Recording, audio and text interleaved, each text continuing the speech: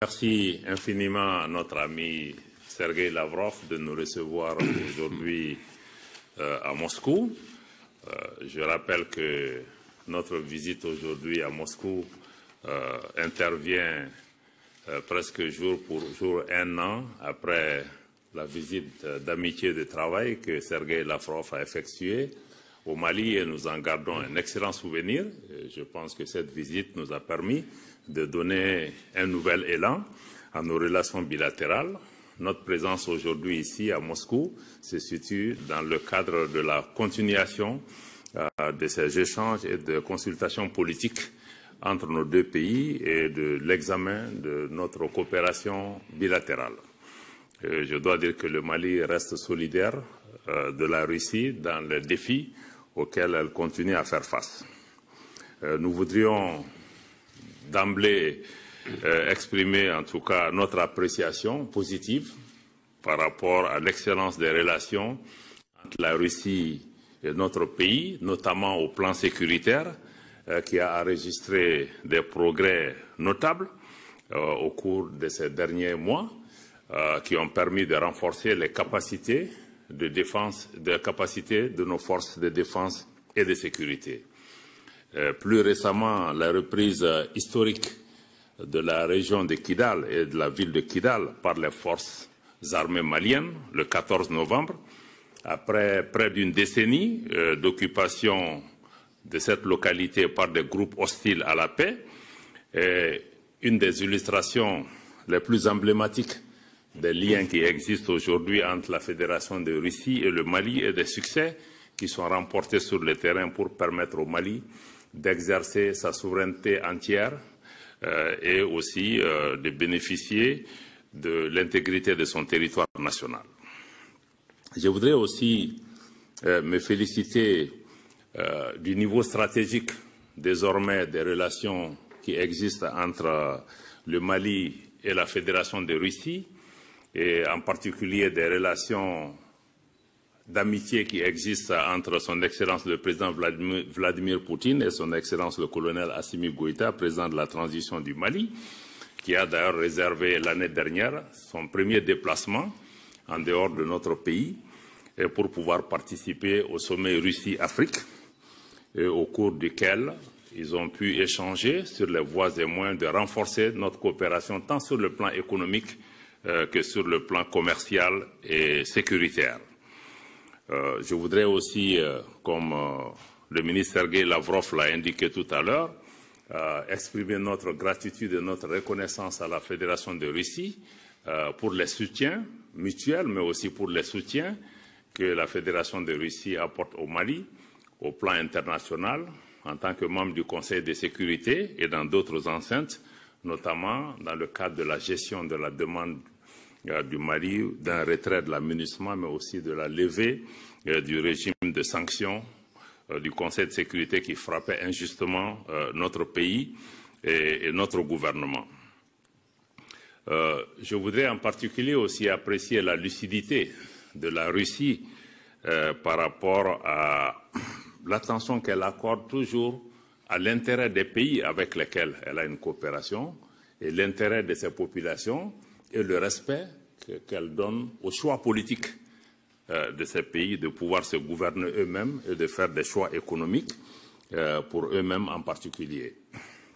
Quoique aujourd'hui, le ministre l'a souligné, nous avons parlé aussi de tous les efforts en cours, à côté des succès militaires, de tous les efforts qui sont en cours pour amener la paix et la réconciliation entre Maliens. Aujourd'hui, le président de la transition du Mali a fait le choix de privilégier un processus d'appropriation nationale de la paix et de la réconciliation.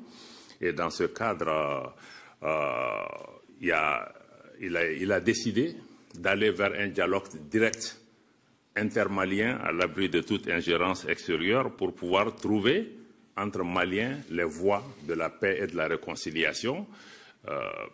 Le comité de pilotage de ce dialogue a été mis en place. Ils sont à pied d'œuvre et ils décideront de la meilleure façon pour les Maliens d'asseoir la paix et la réconciliation sur une base durable. Donc cet effort est en cours et nous demandons à tous nos amis, à tous nos partenaires aussi de s'inscrire dans le cadre de cette dynamique, parce que nul n'aime notre pays mieux que nous-mêmes, nul n'a la solution des problèmes maliens mieux que les Maliens. Donc nous demandons à chaque partenaire de pouvoir s'inscrire dans cette dynamique et nous saluons la Fédération de Russie pour pouvoir respecter ce choix du Mali.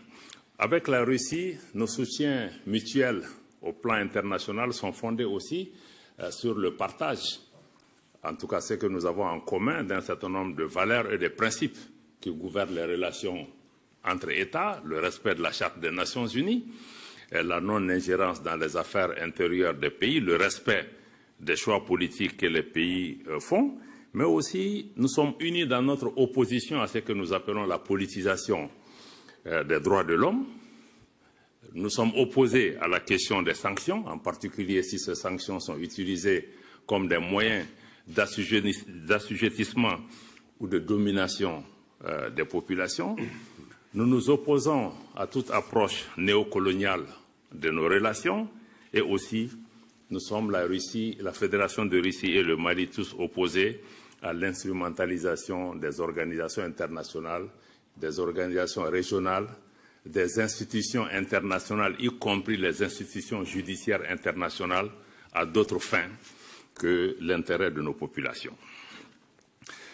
Sur le plan de la coopération bilatérale, je pense que les choses se passent bien au cours de l'année écoulée. Il y a eu beaucoup d'échanges au niveau ministériel comme au niveau technique entre nos équipes d'experts pour pouvoir travailler dans le sens des engagements qui ont été pris par le président Goïta et le président Poutine lors du sommet de Saint-Pétersbourg pour renforcer notre coopération bilatérale dans divers secteurs, l'énergie, l'agriculture, les mines et tous les secteurs d'intérêt. Je pense que les choses se passent bien à ce niveau et nous voulons vraiment pouvoir donner un coup de fouet. Et dans ce cadre-là, nous apprécions la suggestion de la Fédération de Russie de convoquer dès le mois d'avril le mécanisme que nous avons de concertation sur les projets de coopération économique et bilatérale. Ceci nous permettra également d'avancer plus rapidement. Sur le plan humanitaire, je dois encore une fois exprimer notre gratitude à la Fédération de Russie pour le soutien constant à l'Afrique et au Mali. Et dans ce cadre, rappeler que la Russie tient ses engagements. Sur le plan de l'assistance humanitaire et de l'aide humanitaire qui a été promise à notre pays, les choses se sont passées, se sont concrétisées. Et plus récemment, les livraisons d'engrais, de blé et même de gasoil sont effectives au niveau du Mali. Et je dois dire que ceci est un pas extrêmement important. Et sur le plan régional aussi, nous avons partagé avec le ministre Lavrov et les collègues russes les dynamiques qui sont en cours aujourd'hui dans notre région, qui sont marquées par l'affirmation de la souveraineté et aussi des choix politiques du Mali, du Burkina et du Niger, d'apporter une autre réponse à la façon dont nos pays peuvent désormais travailler pour renforcer la solidarité, la fraternité entre nous et mutualiser nos efforts, tant sur le plan sécuritaire que sur le plan économique. Je crois que ce sont des données qui sont aujourd'hui importantes pour nos pays. Naturellement, nous sommes conscients des liens inextricables que nous avons avec les pays voisins et les pays de la région qui sont tous des pays voisins et amis.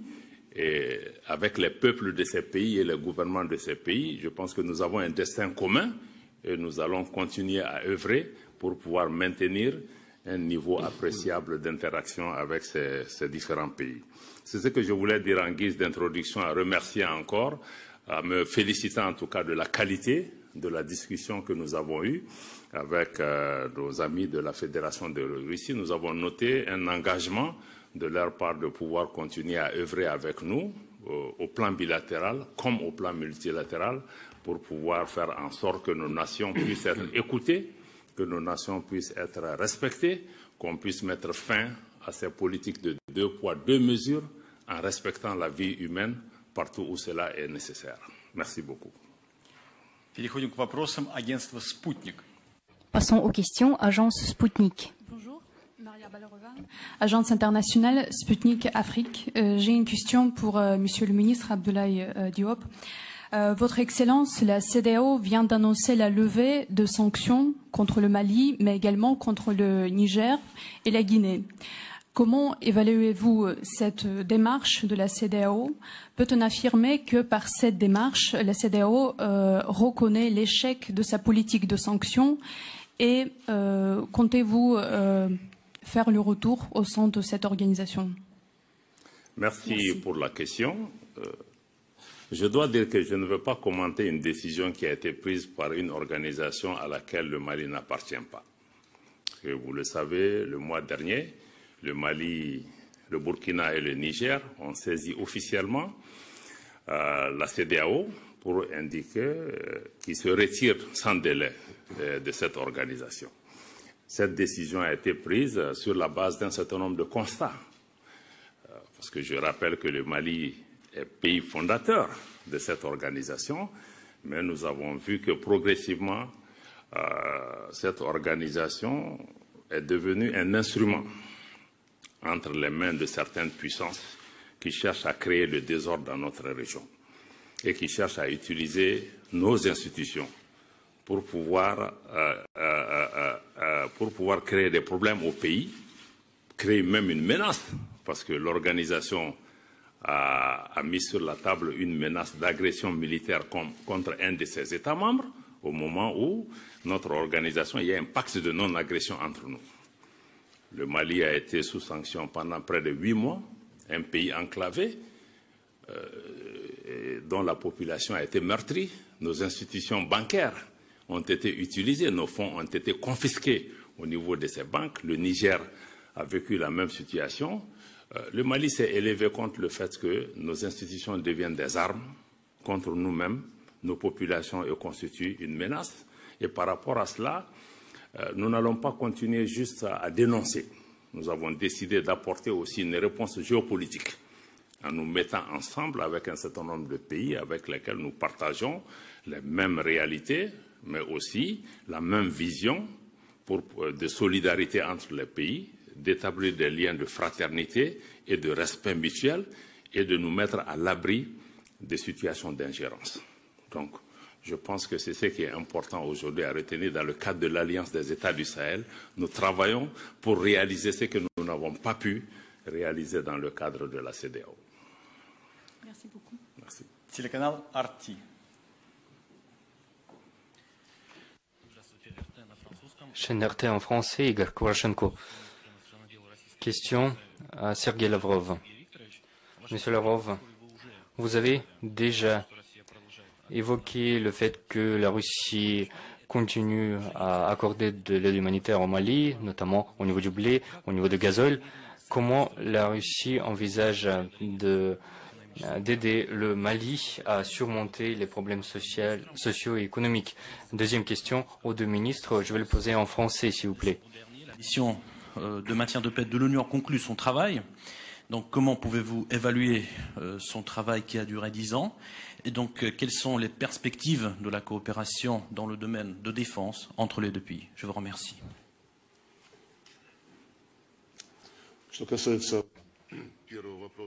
En ce qui concerne la première question concernant l'aide au développement social et économique au Mali, nous avons tous les deux déjà mentionné les deux visites des experts maliens en Fédération de Russie pour voir leurs collègues du bloc économique de la Russie.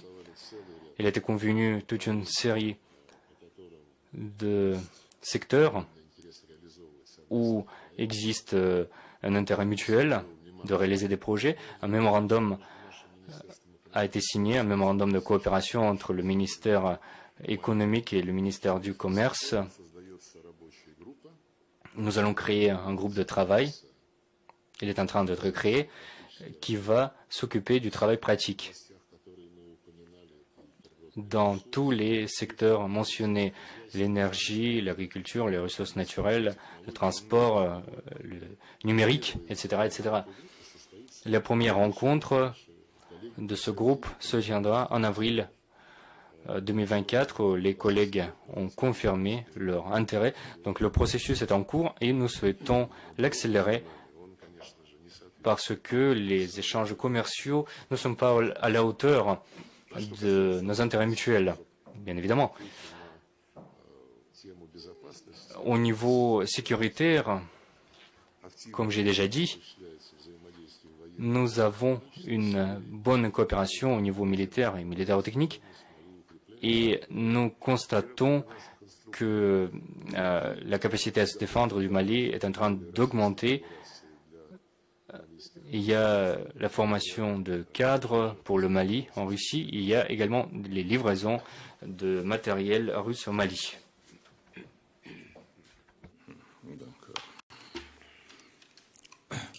Merci. Sur la question relative à la MINUSMA, c'est vrai, depuis le 31 décembre, la MINUSMA s'est retirée du Mali après 10 ans. 10 ans au cours desquels la mission n'a pas répondu aux attentes des populations maliennes. Mais en disant cela, je voudrais m'incliner devant la mémoire des personnes étrangères comme maliennes, civiles comme militaires, qui ont perdu la vie et qui se sont sacrifiées par rapport à cela.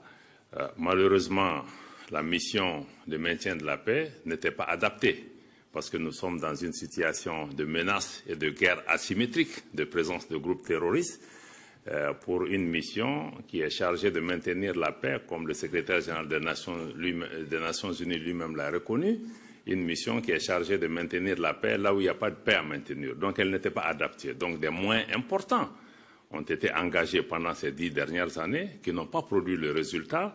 L'insécurité n'a fait que se propager au Mali. Et il fallait changer de paradigme. C'est pourquoi, avec l'avènement de la transition, le président Goïta et son gouvernement ont décidé de mettre en avant le fait que la sécurité du Mali doit reposer en premier lieu sur l'épaule des Maliens. Et que par rapport à cela, il fallait renforcer les capacités de défense et de sécurité du Mali. Et en termes de formation, en termes d'acquisition d'équipements et des moyens importants, c'est pourquoi c'est important de signaler ici que c'est dans ce cadre que la coopération avec la Russie a été redynamisée et renforcée pour pouvoir apporter au Mali, qui n'avait même pas accès, malgré qu'on ait l'argent, mais beaucoup de partenaires refusaient carrément de nous vendre ces équipements. Donc, les capacités de défense ont été renforcées pour pouvoir répondre à cela. Et les résultats sont là. Parce qu'aujourd'hui, comme je l'ai indiqué, dans le cadre du processus de retrait de la MINUSMA, l'État malien a pris le contrôle de toutes les emprises qui étaient celles de la MINUSMA, mais aussi par emprise, il y a des localités qui n'étaient pas sous le contrôle de l'État malien. Et avec les capacités qui ont été acquises, l'État malien est aujourd'hui présent sur tout le territoire national. C'est qu'on n'a pas pu faire au cours des 10 dernières années. Maintenant, le défi, c'est de travailler à la paix et à la réconciliation entre Maliens, en ayant conscience que la seule réponse militaire n'apportera pas la solution, mais elle est nécessaire, elle est indispensable. Donc, je pense que ça, c'est vraiment un pas important qu'il faut saluer. Aujourd'hui, l'armée est en capacité, elle est en train de défendre son territoire, mais elle est aussi en train d'engager une coopération sécuritaire avec les pays voisins comme le Burkina et le Niger pour circonscrire cette menace. En termes de perspective, je pense qu'il faut continuer à renforcer cette coopération militaire avec la Russie, mais aussi avec beaucoup d'autres partenaires, comme la Chine, la Turquie et d'autres, qui travaillent avec nous et qui sont désireux de renforcer cette coopération sur le plan militaire. Et il y a aussi la formation. Nous saluons le fait que la Russie accepte aussi de recevoir beaucoup de nos militaires en formation ici. Mais à côté de cette coopération militaire, notre désir aussi, c'est de diversifier la coopération et aller vers une coopération économique et commerciale dans tous les secteurs, ce qui nous permettra de pouvoir travailler dans la durée pour avoir une relation, comme il l'a dit. Le volet sécuritaire est très en avance, mais comment élever la coopération économique et commerciale à la hauteur de ces bonnes relations sur le plan sécuritaire et sur le plan politique. Je vous remercie.